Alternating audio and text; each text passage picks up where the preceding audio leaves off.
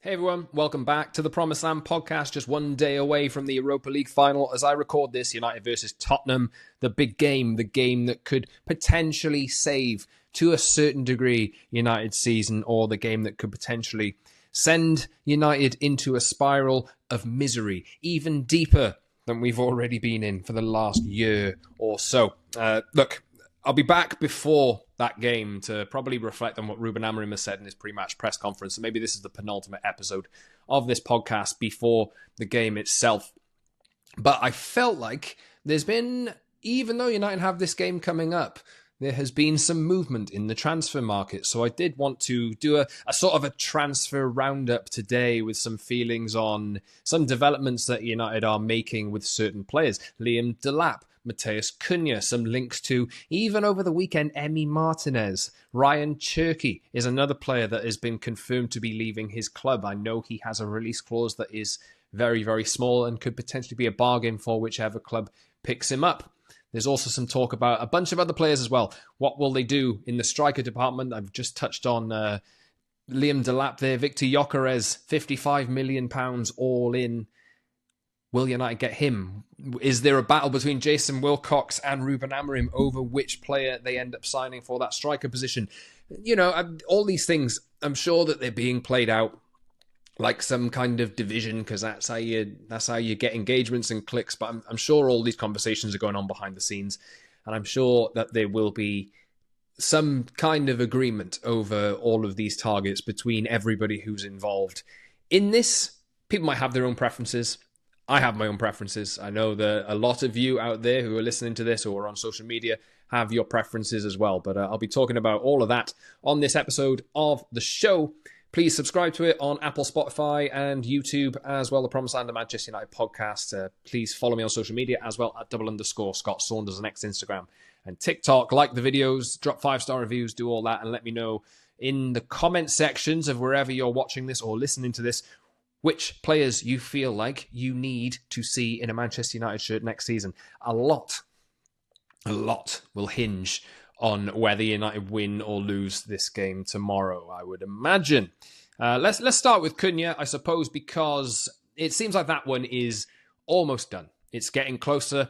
We've had updates over the last 2 days about United securing personal terms with Cunha. We don't exactly know yet where he's going to sit in that wage structure at the club. I think probably around 150, maybe more than that, 150, 200 a week. Just speculation for me. I think he's on a bit of a hefty wage at Wolves, but United are supposedly going to start talking to Wolves now about the 62.5 million fee, which isn't set to be a problem. So I would imagine that we're going to get some confirmation on that early on or over the next couple of weeks anyway, because it doesn't seem like Wolves are against taking that 62.5 million in installments.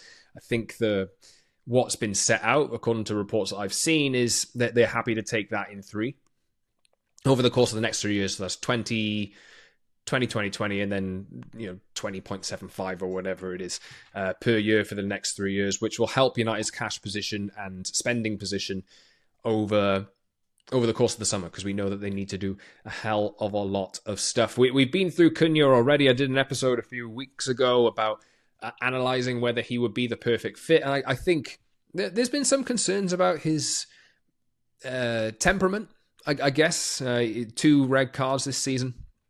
And has he got the character to fit into this Amorim team? You need a bit of maverick. United needs some maverick, and I think this is a good fit, really. He's a very talented player, can carry the ball, seems like a strong, perfect fit for that number 10 position, and it just seems as though, look, I think United they're going to get this one wrapped up regardless, and it's good that you have a player coming in that wants to play for the club regardless of whether they're in the Champions League or not. I think this deal isn't going to collapse based on whether United win or lose the game on Wednesday. So it's good to see that United have started to make some inroads into that. And I don't know when that official confirmation will come, probably after the end of the season, you would think. But it seems like everything is in place now. We're just waiting on the final dotting of the I's and crossing of the T's. That's how you say it, isn't it? We will see when Matheus Cunha is in a United shirt, but it seems like that one is pretty much nailed down. And the appetite for United is to potentially sign a striker even before sales. And I think winning this game on Wednesday is potentially going to be decisive over which striker United end up getting. There's a lot of speculation at the moment over Victor Gyökeres, and it came out over the weekend that I think he had like €100 million release clause in his contract, but there's an agreement with Sporting that he will leave, and that fee, I think I touched on it on yesterday's show, that fee is £55 million all in, which is a bargain. I think that's a bargain for whichever club ends up getting him. He's going to turn 27 in the next couple of weeks, and I know that there are some people who are doubting it. They look at the Ruben Amorim relationship and how that you have flashbacks to Erik ten Hag back in the day signing players that he'd previously worked with before. And obviously that didn't turn out very well because Ten Hag ended up getting sacked just under a year ago. And United ended up spending absolutely loads of money on players that he liked that didn't actually work out. So there is that concern. I think that's maybe burns from the past that are just so freshly ingrained into the memory that you don't want United to make those mistakes again. But I think he's at the age now where you think, as much as I would like to see a player joining United because they want to play for United, I think Gyökeres is at the age now where he's been through Brighton, he's been through Swansea, he's been through Coventry, and now he's had his 2 years at Sporting, just 26, 27 years old.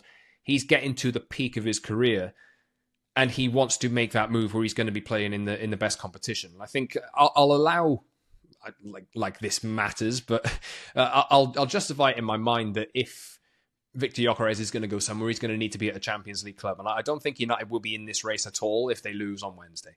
I think that pretty much goes without saying, because there will be other clubs out there, Arsenal namely. I haven't really seen Chelsea's links too strongly with him. It seems like maybe he's a bit out of their age bracket, but the players that they like to sign tend to go younger. But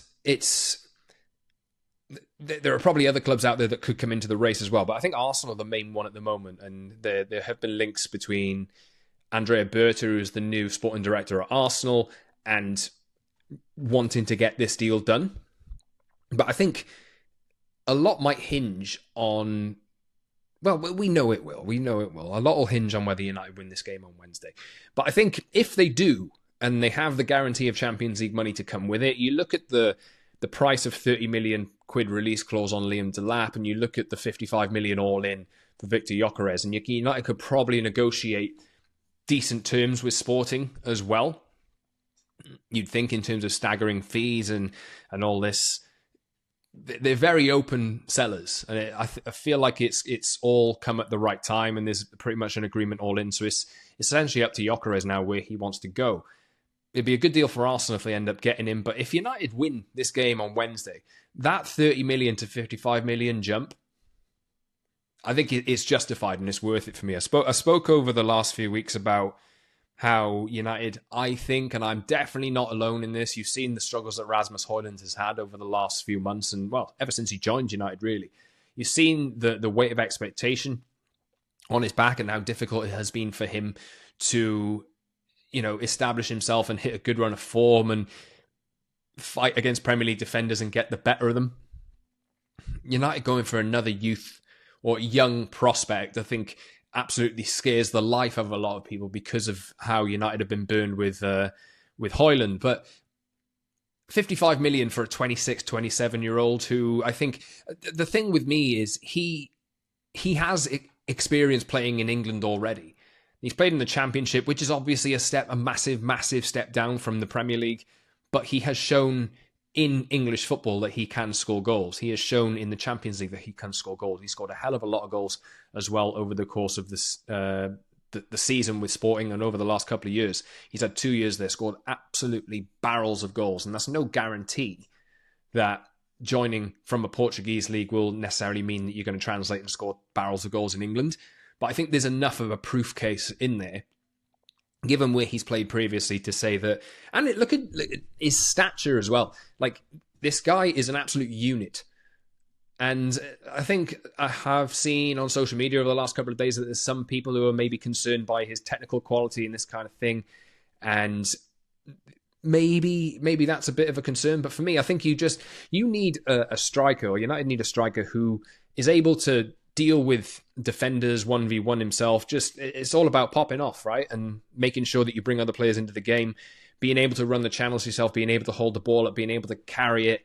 And I think Gyökeres has shown that he can do that. Just look at some of the goals he scored in the Champions League last season, or this season even. The goals he scored against Man City. Nails his penalties. He's quite reliable in that sense. And I think at the stage of his career that he is, it makes a lot of sense. I look at him and I think if Arsenal sign him, you think, oh, that's a pretty good guarantee of 20 goals a season in that team. United potentially can get there as well. Obviously, we know that they need a hell of a lot more in attack. And I think with Cunha coming in and him being that natural fit for the 10, he will need somebody to dovetail with. And I think putting another experienced option in that position is the optimal choice for me. Maybe that's not shared within the club, but I just think with United in 16th, potentially 17th, potentially 15th this season, and having over the last few years being so, unable to score goals, it's really holding United back. So the proof's in the pudding at the moment, really. I think United can't really afford to take another high-risk young option, even if, like Liam Delap, for example, has had 1 year in the Premier League and has done all right with Ipswich. And I think that deal is really good value at the time for whichever club ends up getting him. But it's, for me, I think United have to get the blend of experience and youth right. I'm completely on board with United bringing in young players to be able to develop on and either sell them or make them into high value products because your team is playing good football and playing well and getting the most out of the players that are in the team. That is absolutely imperative and it needs to be done. But I think there needs to be a balance. I think at centre forward, balance, you can't really, it just makes me uncomfortable, I think. Although I can see the logic in what United are doing, and I did say that on a recent episode about Liam Delap, I can see the logic in what they're doing. I can see why they would jump at this deal. Liam Delap on Monday or earlier this week has been toured around United, has spoken to United and is making his choice. He will have plenty of them. 30 million quid, Ipswich have been relegated. The likes of Chelsea, Newcastle, maybe other clubs will enter this. I think there's clubs abroad that are looking at him as well and would take that risk. But I think other clubs are probably in a position where they can afford to, because their teams are better set and because they have better output of attacking, records and they're scoring a lot more goals, you can maybe afford to bring in an option like that who's a bit younger to lead your line because the team is more finished. United's team is nowhere near finished. It needs a hell of a lot of work. And there has been... This is more social media conversations that I've had. I'm sure that if people are saying this on social, I'm sure people are looking at this and thinking, why don't you get both? If you win the Europa League and you get all that money coming in with Champions League football, you know that you need two strikers anyway. And I have said on previous episodes that I think United do need two strikers, at the very least. You got Chido Obi among the playing squad and got his chance. I don't think he's quite ready yet, but it's important to know that you don't want to block that path to first team football for him. And it depends what United are looking to do, whether they want to loan him out, whether they want to bring him closer in the squad. And when he fills out a bit, give him a little bit more match experience in terms of playing in Premier League, playing in the Cups. And hopefully then he can develop into, talking about developing youth products, if you can develop a player that you sign for a pittance from Arsenal into a player that can hold his own in English football and score loads of goals in the Premier League, there's certainly hope that Chido can become that kind of player. You don't want to block his path. And I think if you're signing a younger striker like Delap or like Højlund, then it's, who do these guys have to learn off? I think Gyökeres he's been right through the mill. And I will come back to him in a point because I want to make one about Rasmus Højlund before I wrap up for the break as well. United definitely need at least two strikers for next season. And there has been some kind of swell of suggestion, like, why don't United go get this 85 million on both, Gyökeres and Delap, go and get both of them. In a dream world, yeah, I think that would be like a perfect pairing of two players, one 5 years older than the other or whatever it is, and they can both come in and share the responsibility, and one can learn from the other, and they can share responsibility. If you're playing in the Champions League and playing in cup competitions. But it's important to say, like, Gyökeres will have a choice of where he goes, and wherever he goes, he will be number one. I'm pretty sure of that. Delap, on the other hand, at 30 million quid, is at a stage in his career now where I feel like, and I'm pretty sure this is the way that he's going to lean, just on hunch, because it makes a hell of a lot of sense. If you're going to go somewhere, you're going to want a guarantee of minutes. You're probably going to want to be established as that number 9 wherever you go, because there are places and there are clubs that will be able to offer that to him, especially clubs in Germany. I don't know, I forget which ones exactly are looking at him, but it feels like he's at that stage in his career now where he's going to want to have that guarantee, especially when you've got a choice of so many clubs. It would make more sense for a player like that at the time of his career that he's at to just find a place where you're getting regular minutes. That could even be Everton, or something like that. Another 2 years at Everton, you further establish yourself as a Premier League goal scorer, and then you get the move in a couple of years' time, and Everton double their money or whatever it is.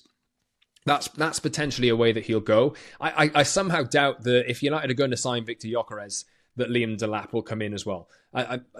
It's important to stress, I do think United need 2 strikers, but I don't think you can get both of those over the line because they're going to demand the same minutes, or a share of the same minutes.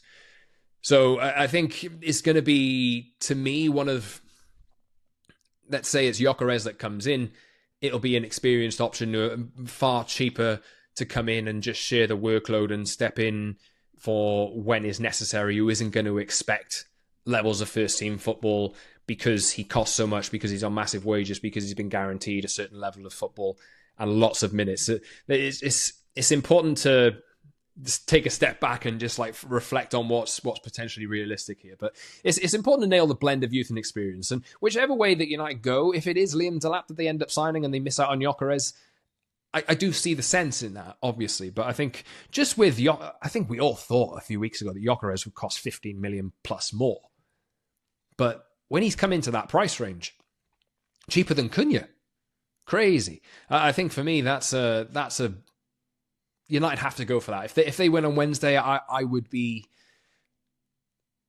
not upset by it, but like distressed if they just still decided to go with Delap and Gyökeres. Look, if they go for Gyökeres and Gyökeres chooses to go somewhere else, then you can't really do much about that. You just have to take the loss. But at the same time, if United make that Gyökeres signing a priority and Delap is aware of that, is he still going to come into United as a second choice if he isn't shown in the first place that United have that belief in him? So it's a proper difficult position that United are in. But there are lots of options. Like Benjamin Sesko is another player who is not playing in the Champions League next season with RB Leipzig. Could end up going somewhere. Arsenal in the mix for him. Chelsea in the mix for him as well. I look at him and again, I get a bit of Højlund Delap vibes. As much as he's a super promising player, is he the actual perfect fit for this United team? Because he's another project that will come in and have to adjust to Premier League football. But just whatever happens, whichever striker United end up getting, I think it's look, what if Højlund scores a hat-trick in this final tomorrow or something like that, and has look, we've seen enough from Højlund recently to know that he can't be the absolute bona fide first choice next season. Maybe the option's still there that United miss out on all these players and they keep Højlund and they get someone more experienced in that second striker, the second option, more experienced to help teach Rasmus Højlund. It's important to keep perspective though, as much as like people are looking at Rasmus Højlund and thinking, what a flop. I've just spent time talking about Victor Gyökeres there and how he is like ready for the big time now and he's ready for that big move. Rasmus Højlund's 22. When Victor Gyökeres was 22, this was 5 years ago, in the 2020-21 season, he was on loan at Swansea City, made 11 appearances, didn't score. In January 2021, Brighton recalled him and loaned him to Coventry. Coventry featured him in 19 league matches and he scored 3 goals. He's at the same age as Rasmus Højlund.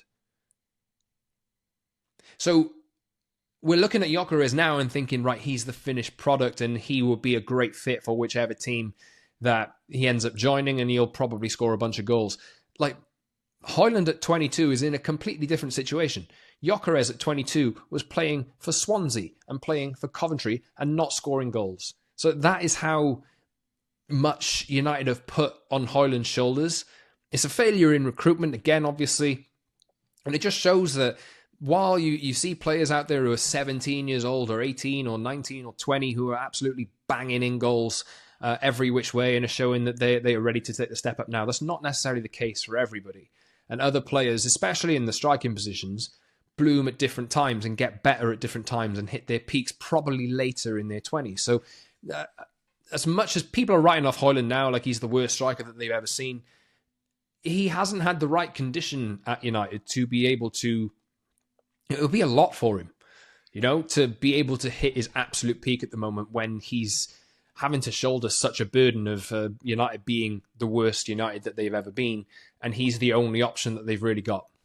So it's still important to remember that. It's important to know that although Højlund at the moment is looking like United might end up giving up on him, United might end up selling him because they'll be able to get like 40 odd million back or something like that. But is the option there? United need to raise money, but is the option there to potentially loan him out, get his confidence back, and maybe that isn't the end of his United career? Potentially. But I think what will dictate their hand is sales and their need for sales and where they can bring in different fees from. If that's on Højlund, then you could definitely see him leaving. But it's still super important to remember. He is 22. At 22, the guy that most people are looking at now and thinking, right, he's absolutely ready-made for this position, he was floundering in the Championship. It's important to remember that. But I'll take a break in a second and talk about some other transfer links. There are some... Well, yeah, there's a word that you might want to sign an extra number 10, dependent on sales. So we'll see how that goes. I'll be back in a second. Right, welcome back. Just a reminder to follow me on social media at @_Scott Saunders on X, Instagram and TikTok, and also subscribe to the podcast or the YouTube channel or everything. Please do that and help support. Leave a comment, like the video, give a 5-star review, and support the show. If you like it, share it on social media, tag me in it, and tell people that you like the podcast.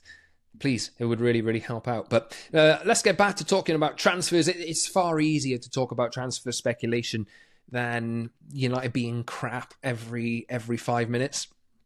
Maybe I'll have to return to that on Thursday, but we'll see. The word is from Fabrizio Romano over the last couple of days that United are still, even after making the Cunha signing and making a central striker signing, they're still in the Gyökeres race, obviously, that they're still looking at a potential extra number 10 dependent on sales. So I've said numerous times over the last few months that sales are as important as incomings because United are terrible sellers historically.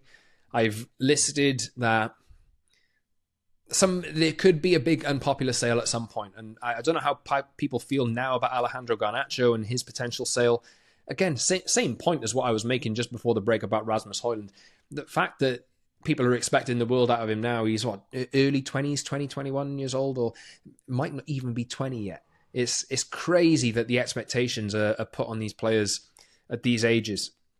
And it doesn't necessarily mean that they're write-offs for their entire career, but there's a chance that they go find some other place and they can develop into the players that people think that they can become because they've had the time to develop and in the right pressure situation.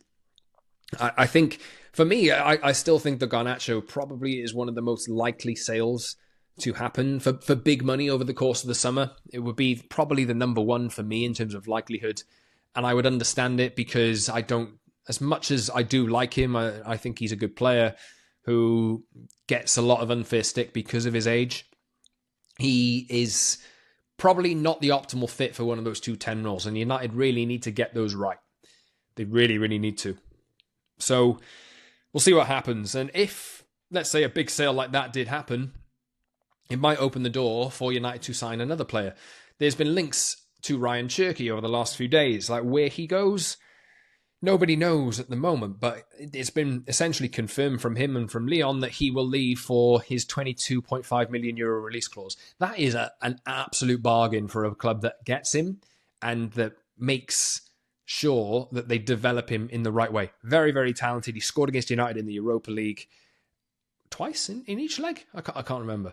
But he definitely scored at Old Trafford, obviously.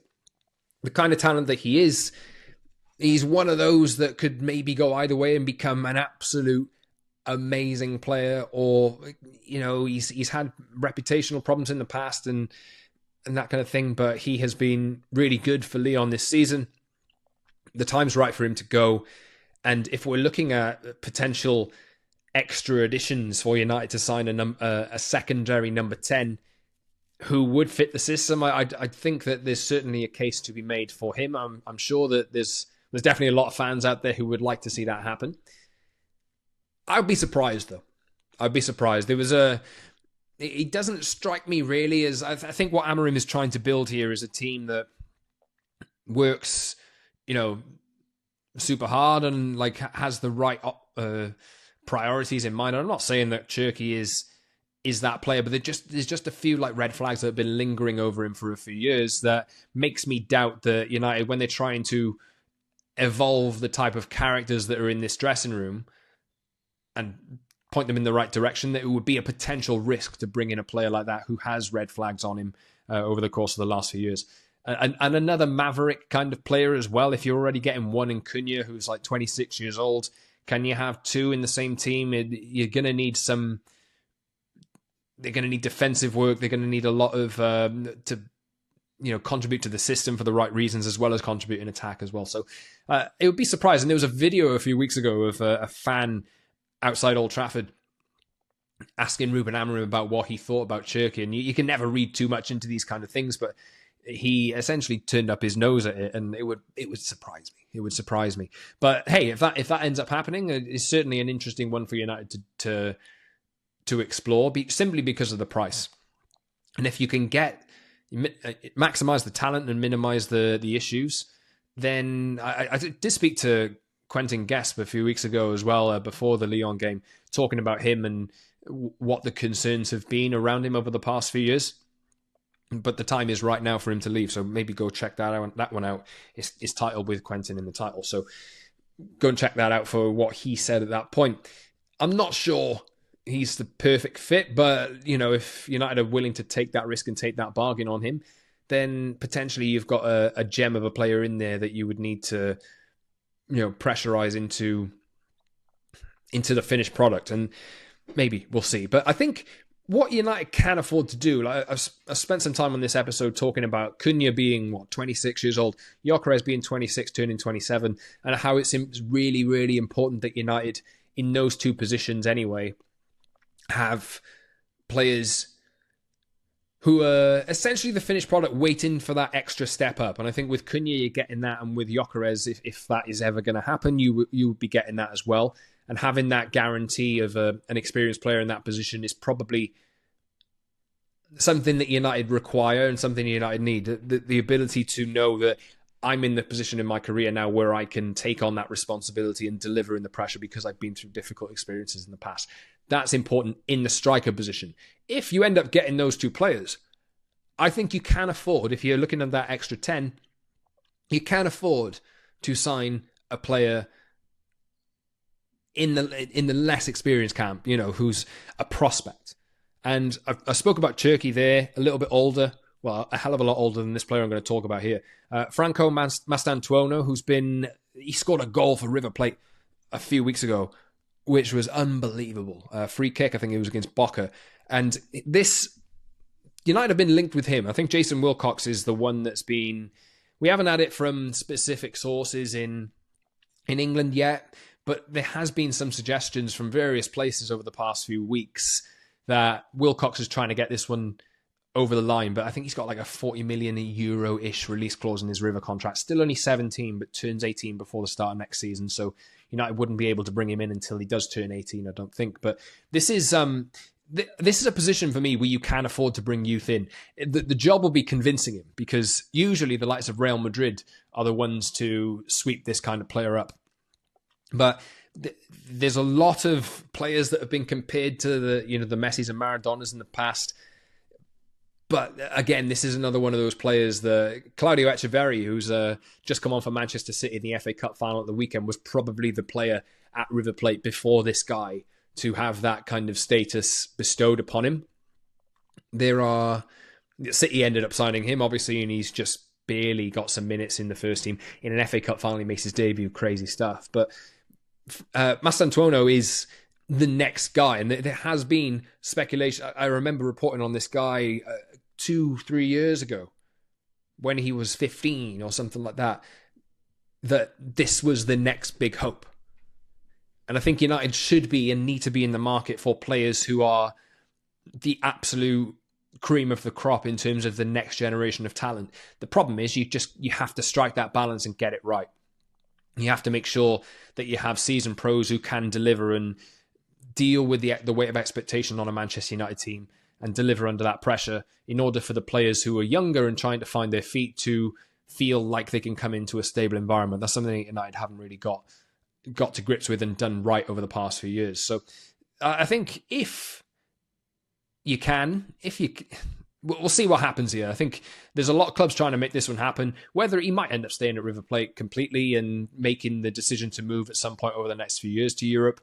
But 17 years old, left-footed, looks like a good fit for the right 10. And if you haven't heard of him before, then I would say go check him out, because I think this is a player that it will be one of the next big things wherever he ends up going over the next few years. So I think that's the right ballpark market that United need to be in. But it's important, as I've said a couple of times, just to make sure that the balance is right in terms of experience versus youth. And just finally on the show, talking about experience, I've been linked with Emi Martinez over the last few days. He was at Aston Villa at Villa Park at the weekend, just Friday night, I think it was, in tears that he was, it seemed like it was going to be his last appearance at Villa Park. Villa have been linked with Kelleher from Liverpool as a potential replacement, which would make a lot of sense. But there's word that Emi Martinez is moving on. There's some interest from Saudi Arabia and some interest from some other European clubs as well. United have been linked over the last few days. And, with the status that he's had in the Argentina team over the last few years and playing for a club like Villa, who are not fighting for titles, it has seemed like he's been ready for that step up to another club, of United status for a little while. And we'll see. I mean, maybe there's a deal that could be done there. But for me, I'm just looking at this and I'm thinking, just get me a keeper who's no fuss, because you've seen it happen in the past. That he has that kind of mistake in him. He's a big character. He's quite outspoken, and sometimes that can work against you. He's quite a divisive figure. Some people might love that kind of maverick goalkeeper, but for me, having seen Andre Onana say what he said and then drop clangers over the past season or two, I'm looking at that and I'm thinking United need to address that goalkeeping position. I hope they do over the course of the summer. But I look at it and I'm thinking, just please get me a keeper who's no fuss, that doesn't make mistakes, that does the basics right, that doesn't concede soft goals and completely ruin the momentum. Martinez has a habit of doing that over the past few years for Villa. As good a keeper as he is, some people do consider him as the best keeper in the world. I'm not in that camp, but I do like him. But I just think, get me a player that I can depend on in that position. Like, look at Milan, for example. Over at Milan, I don't think they're going to play in Europe next season. They're 8th in Serie A, and you've got Mike Maignan, who's in goal. And I quite like him. 30-odd million quid, or 30-odd million euros, 35 million euros. The potential option for him there, 29 years old. I've seen some links with Chelsea over the last few days. That kind of keeper for me, at that price, makes sense. Or if you're going to get Joan Garcia's been linked to the Espanyol goalkeeper, Lamens as well. It's again that's probably a position really where you think 22 years old or 23 years old in an important position like that, bit of a risk to take, but United need to get that balance right, as I've said a good few times. But we'll see what happens in the goalkeeping department. Andre Onana's firmly in position as the number one at the moment, but I think for me that position's imperative to upgrade on. So we'll see what United end up doing. But let me know your thoughts on anything I've said in this episode. What do you think is the right balance experience-wise versus youth-wise? What do you think is the right choice in goal? Are there other players that you want to see? I'm talked about central midfield. I think there's players in central midfield that United need to... the right profiles in central midfield that United need to bring in. There's always that question as well about right wing-back, about the centre-backs, about left wing-back. Lots and lots for United to do over the summer, and they're going to need to raise money through sales. So I think it will be a busy summer at United, regardless of whether they win the Europa League or not and get that extra 100 million or not. So it's important to know that you need to stay tuned in because I think there will be some big change at United regardless of what happens. And I hope that the ruthless streak that has been showed at United over the past couple of years continues through the playing staff that have been under-delivering for a few years now. They need to get that cultural reset and get the best team in place for Ruben Amorim's system to, maximise itself, whether they're playing in Europe or not next season. But anyway, follow me on social media at _Scott Saunders on X, Instagram and TikTok. Please subscribe to the channel on Apple, Spotify, and on YouTube as well, the Promised Land and Manchester United podcast. And 5-star reviews, comments, likes, all of that business. Please get in touch with me and share the show if you do like it. Tell your mates about it if they're United fans. Would really, really appreciate word of mouth spreading of whether you like this show. If you don't like the show, please don't do that. But if you do, then please do. Anyway, right, I'll be back. I'll listen to what Ruben Amorim's had to say in his press conference today and probably come to you one more time before the Europa League final. Fingers crossed United can do it. But until next time, thanks for listening or thanks for watching. And fingers crossed, United need to get this prep right. I'll see you in a bit.